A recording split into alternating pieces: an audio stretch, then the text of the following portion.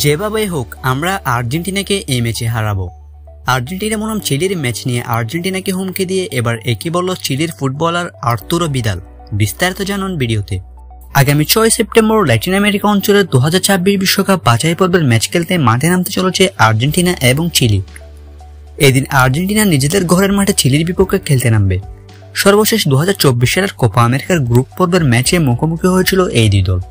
সেই ম্যাচে চিলিকে পরাজিত করেছিল লিওনেল মেসিরা। এবার আবারও মুখোমুখি আর্জেন্টিনা এবং চিলি, তবে থাকছে না মেসি ডি মারিয়ার মতো ফুটবলাররা। তবে এবার আর আগের মতো হারতে চায় না চিলি, এমনটাই জানিয়েছেন চিলির ফুটবলার আর্তুরো ভিদাল। সাম্প্রতিক এক সাক্ষাৎকারে তার কাছে জানতে চাওয়া হয়, আপনারা কি আর্জেন্টিনার বিপক্ষে ম্যাচটি জিততে পারবেন? এর উত্তরে আর্তুরো ভিদাল বলেন, যদিও আর্জেন্টিনা আমাদের চেয়ে বর্তমানে শক্তিশালী দল, তবে তাদের দলে মেসির মতো গুরুত্বপূর্ণ খেলোয়াড় থাকবে না। এটাই আমাদের বড় সুযোগ তাদেরকে হারানোর। 2024 কোপা আমেরিকাতে আমরা যদিও তাদের বিপক্ষে হেরেছিলাম, তবে এবার যেভাবেই হোক আমরা আর্জেন্টিনাকে পরাজিত করব এই ম্যাচে। শেষ 5 ম্যাচের মধ্যে মাত্র 2টি ম্যাচে জয় পেয়েছে চিলি, হেরেছে 3টি ম্যাচে। তাদের সাম্প্রতিক পারফরমেন্স তেমন একটা ভালো নয়।